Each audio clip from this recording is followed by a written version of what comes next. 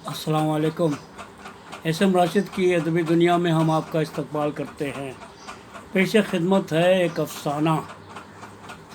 जी हाँ, अफसाना का उन्वान है जंगल राज। अफसाना निगार हैं राजा यूसुफ, अनंतनाग, कश्मीर। वहाँ अंधेर नगरी चौपट राज था। लोमड़ियाँ शेरों का शिकार कर रही थी। हाल ये था कि शेर कटते जा रहे थे, मारे जा रहे थे, लेकिन वो बेदस्त पा लग रहे थे। जंगल के सारे चरिंद परिंद अंकुश बदंदा थे, लेकिन कोई बात नहीं कर रहा था। लेकिन कोई बात क्यों नहीं कर रहा था? क्योंकि सबको अपनी जान की पड़ी थी। कोई भी दूसरों के लिए अपनी जान को खतरे में नहीं डाल सकता था।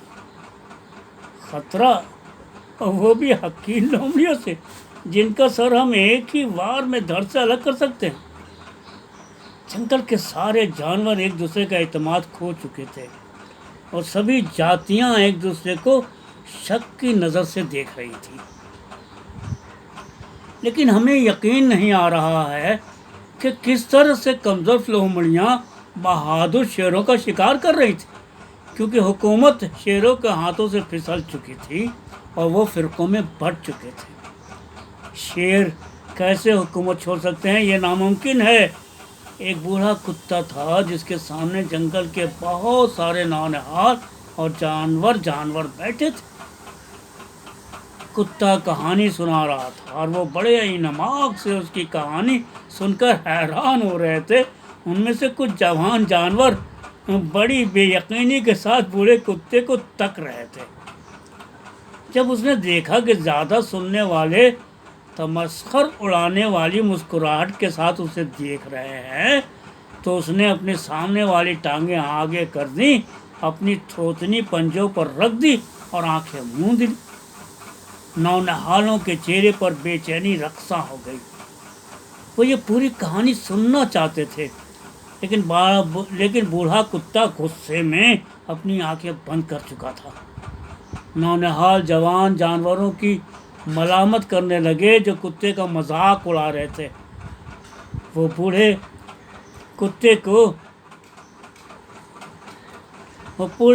कुत्ते की मिन्नत समाजत करने लगे, लेकिन कुत्ता कुछ ना बोला। फिर जब छोटे छोटे बच्चों ने उसे तंग करना शुरू किया तो उसने दूर बैठे जगाली करते हाथी की तरफ इशारा किया। मुझसे ज़्यादा हाथी को पता है, आगे की कहानी उसी से सुन लो। जो शौकीन थे उन्होंने ढेर सारी घास इकट्ठी कर ली और हाथी के सामने डाल दी और ख़ुद उसके पास बैठकर उसे आगे की कहानी सुनाने के लिए इसरार करने लगे। हाथी ने उनसे वहाँ तक की कहानी सुनी जो उन्होंने कुत्ते से सुनी थी। कहानी को आगे बढ़ाते हुए हाथी बोला, साफ और शफाफ पानी से लबालब मस्त नदी जंगल के बीचों बीच गुजर रही थी। नदी के दोनों किनारों पर खूबसूरत फूलों से भरी डालियां थीं। शफाफ पानी उछलता मचलता किनारों से टकराता था और पानी के कतरे मोतियों की तरह उछल उछल कर फूलों की डालियां तर कर रहे थे। दूर दूर से आ रही रंग बिरंगी तितलियां डालियों में मस्त मस्त अटखेलियां करती, नरम और नाजुक पर हिलाती और फूलों को छूकर निकल जाती थी। खरगोश, गिलहरियां और छोटे छोटे जानवर दौड़े लगा रहे थे। चिड़ियाँ, कोयल, मीना हर सुबह नदी के किनारे पेड़ों पर बैठकर चहचहा रही थी। नदी के पानी का शोर, परिंदों की चहचहाट, हवा की ताल पर फड़फड़ाते दरख्तों के पत्ते समा बांध देते थे और सारे इर्द गिर्द को महकाते थे। जंगल में शेर, भेड़िए, लोमड़ी, हिरन, गाय, बकरी, भेड़ और दूसरे चरिंद परिंद एक साथ खुशी खुशी रहते थे और एक दूसरे का ख्याल भी रखते थे। बिला वजह कोई हंगामा, कोई शोर शराबा नहीं होता था। کبھی کسی وجہ سے دو گروہوں میں جھگڑا ہو بھی جاتا تھا تو زیادہ دیر تک تناؤ نہیں رہتا تھا، کوئی نہ کوئی بیچ بچاؤ کرنے آ ہی جاتا تھا، کیونکہ سبھی جانتے تھے کہ بات بادشاہ شیر تک جانے جائے گی تو وہاں معمولی غلطی بھی معاف نہیں کی جاتی تھی۔ سارے جنگل میں شیر بادشاہوں کا دبدبہ صدیوں سے قائم تھا۔ اب کی بار جنگل کا راجا ایک سیکولر شیر بنا۔ دراصل شیر و شاعری کا شغف رکھتا تھا، شعر سننا اور شعر کہنا اسے اچھا لگتا تھا۔ وہ خونخوار بھی نہیں تھا، اس کے دل میں اپنی رعایا کا بڑا خیال رہتا تھا، بلا وجہ کسی کو تنگ نہیں کرتا تھا اور نہ ہی کسی کو یہ حق دیتا تھا کہ وہ دوسرے پر ظلم و زیادتی کرے۔ راجا نے آہستہ آہستہ اپنی رعایا کو بہت سارے حقوق منتقل کرنے شروع کر دیے۔ بھیڑیے جو شیر سے ڈرے ڈرے رہتے تھے اور اس کے قریب بھی نہیں پھٹکتے تھے، ان کو اب شیر کی بیٹھک میں بیٹھنے کا موقع نصیب ہو رہا تھا۔ لومڑیاں جو چالاکی اور مکاری میں اپنا ثانی نہیں رکھتی تھیں، انہیں کچھ زیادہ ہی اپنے کرتب دکھانے کا موقع مل رہا تھا۔ کتے جو ہر زمانے کے وفادار تھے، آج بھی راجا کا ساتھ چھوڑنے کے لیے تیار نہیں تھے، لیکن ہرن، گائے، بکری، بھیڑ کے مشکلات کم نہیں ہوئے، بلکہ ان میں اضافہ ہی ہوا۔ ان پر کبھی بھی کوئی بھی حملہ آور ہو جاتا تھا، پہلے بھی انہیں بے دردی سے کاٹا جاتا تھا، آج بھی ان کا حال بہتر نہیں تھا۔ وہ صرف شیر کو جنگل کا راجا مانتے تھے اور اسی کو شکار کھیلنے کا مجاز بھی سمجھتے تھے، لیکن اب کوئی بھی ان پر حملہ کرتا تھا اور وہ کسی کے سامنے شکایت بھی نہیں کر سکتے تھے۔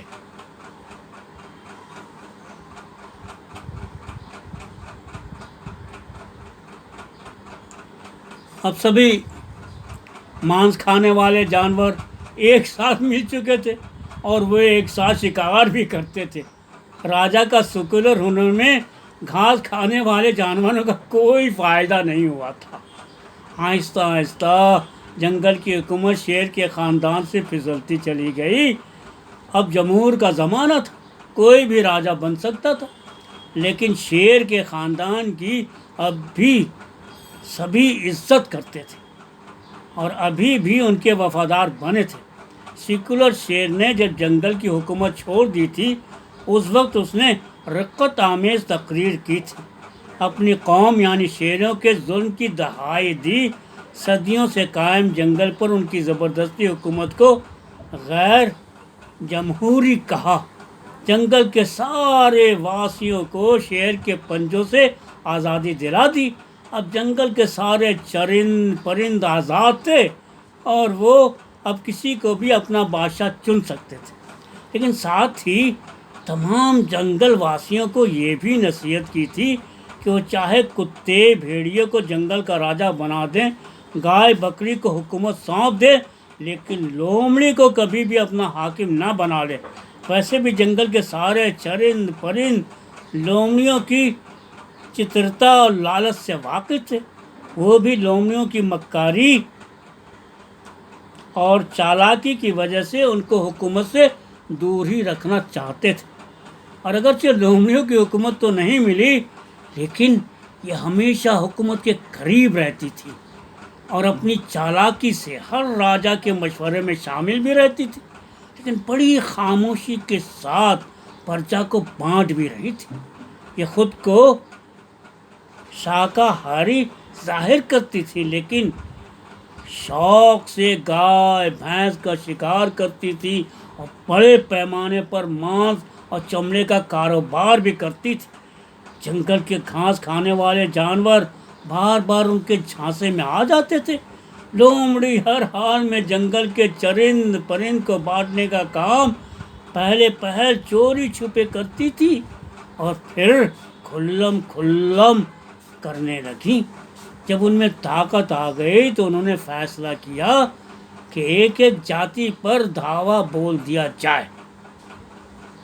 وہ شیر کو اپنا سب سے بڑا دشمن سمجھتی تھی، لیکن ان کو نہ چھیڑنے کا فیصلہ بھی کر لیا تھا، کیونکہ داناؤں نے ان سے کہہ دیا تھا کہ شیر نڈر اور بہادر ہوتے ہیں، بادشاہوں اور شہنشاہوں کا تازہ خون ان کی شریانوں میں دوڑ رہا ہے۔ کہیں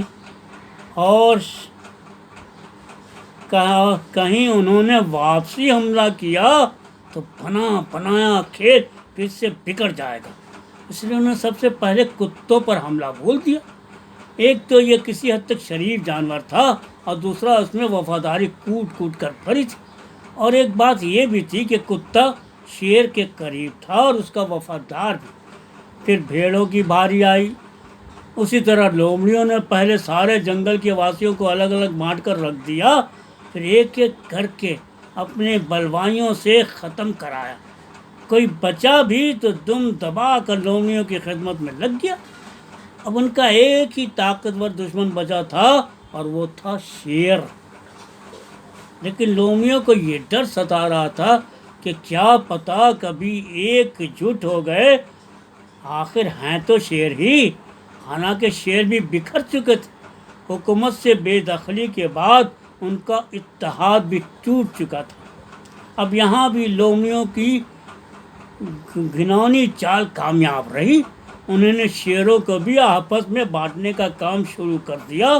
شیر کی ساری جاتیوں کو بانٹنے کے ساتھ ساتھ ان کو رنگ، نسل اور لب و لہجے کے آدھار پر بھی حصے کر دیے تھے۔ شیروں کی سب سے کمزور جاتی بلی کی مدد کرتے رہے، اور ان کو ساری شیر کو کمیونٹی کا امام بنا دیا، بلیاں آئے روز فتوے جاری کرتی رہتی تھی۔ ببر شیروں کی آنکھوں میں آنکھیں ڈال کر بات کرنے لگی تھی اور انہیں کافر تک کہہ دیتی تھی۔ وہ مذہب اور اخلاق کے پرچار میں شیروں کو ناستک، چیتا کو دہشت گرد، تیندویوں کو لومڑیوں کا دشمن مشتہر کہہ چکی تھی۔ آخر وہ دن بھی آ گیا جب جنگل کے چاروں اور صرف لومڑیاں کے چرچے ہو رہے تھے، اور سبھی جاتیوں پر ان کا اثر بھی بڑھتا جا رہا تھا۔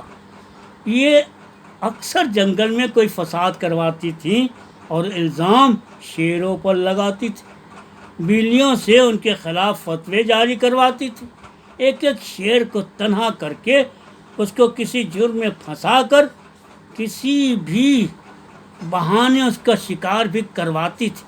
لیکن جب انہیں کہیں سے اس بات کی بھنک بھی لگ جاتی تھی کہ شیر متحد ہو رہے ہیں، تو ان کے ساتھ دوستی کا ناٹک کرتی تھی، شیروں کو اعتماد میں لیتی تھی، لیکن ان کے پیٹھ پیچھے ان کو گرانے کے لیے گڑھا بھی کھدوا دیتی تھی۔ لومڑیوں اور شیروں کے بیچ یہ آنکھ مچولی کا کھیل کئی سال تک چلتا رہا، لیکن اس دوران جانوروں میں اثر رکھنے والے شیر ختم ہو چکے تھے۔ لومڑیوں نے شیروں کا جینا دوبر بنا دیا تھا، اور شیر بھی دبتے چلے جا رہے تھے۔ شیر لومڑیوں سے دور کونوں خطروں میں چھپ رہے تھے، کچھ دوسرے جنگلوں کا رخ کر رہے تھے۔ شیروں کو دبانے اور ان کے اتحاد کو تار تار کر کے بکھرا دینے کے بعد پورے جنگل پر لومڑیوں کا راج ہو گیا تھا۔ اب جنگل میں جو کھیل شروع ہوا تھا وہ دیکھنے کے قابل تھا۔ لومڑیاں جب حکومت میں آ گئیں تو راج پاٹ چلانے کے سارے گن بھی سیکھ چکی تھی۔ باقی دنیا میں مانس اور چمڑے کی قیمتیں آسمان کو چھو رہی تھی، اس لیے لومڑیوں نے بڑی چالاکی کے ساتھ گائے، ہرن، بکری، بھیڑ کا صفایا کرنا شروع کر دیا، اور ان کا مانس، چمڑا، یہاں تک کہ ان کی ہڈیاں تک بازاروں میں بھیجنی شروع کرتی۔ جنگل کی ساری جاتیوں کو بکھرا کر رکھ دیا۔ راج پاٹ میں شامل لومڑیاں اب پرجا میں پھنسی لومڑیوں کی جان کی دشمن بن گئی، ان پر پچھڑی ذات، نیچ، چمار اور چندال کے لیبل چسپاں کر دیے اور پابندیاں لگا دی کہ نہ وہ راج محل میں آ سکتی ہیں اور نہ ہی کسی عبادت گھر میں آنے جانے کی اجازت ہوگی۔ ہاتھی سانس لینے کے لیے رک گیا، تو नन्हे मुन्ने जानवर बेचैन हो गए, वो पहलू बदलने लगे, लेकिन उनकी नज़रें अभी तक हाथी के चेहरे पर ही लगी थी। उनमें से एक नन्हे जानवर ने बड़ी मासूमियत से हाथी से पूछा, और शेर शेर का क्या क्या शेर क्या हुए?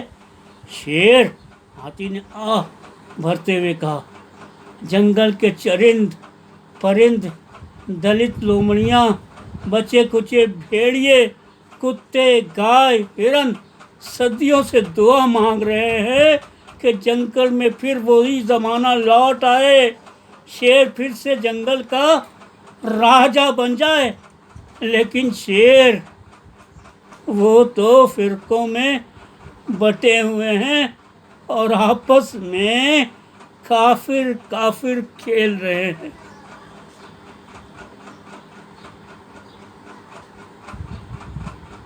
दोस्तों, अभी आप एस एम राशिद की अदबी दुनिया में एक अफसाना सुन रहे थे। अफसाना निगार हैं जनाब राजा यूसुफ, और अफसाने का आज का उन्वान है जंगल राज। आप रहने वाले हैं अनंतनाग कश्मीर के। आपको यह अफसाना कैसा लगा? मुझे उम्मीद है कि आपको अफसाना अच्छा लगा होगा। अगर अच्छा लगा है तो ज़रूर शेयर कीजिएगा, कमेंट कीजिएगा और लाइक कीजिएगा। मैं बशुक्रिया, यह अफसाना मुझे हासिल हुआ है उर्दू कल्चरल बुकलेट.com से। मैं उनका भी बहुत बहुत शुक्रगुज़ार हूँ कि मैंने अपनी अदबी दुनिया में ये अफसाना पढ़ा है। आप सबको बहुत बहुत मुबारक हो अफसाना। आइंदा फिर मिलेंगे किसी अच्छे अफसाना निगार के साथ, किसी अच्छी कहानियों के साथ, किसी अच्छे मजमून के साथ। तो दोस्तों, तब तक के लिए इजाज़त दीजिए, फिर मिलेंगे। अल्लाह हाफ़िज़।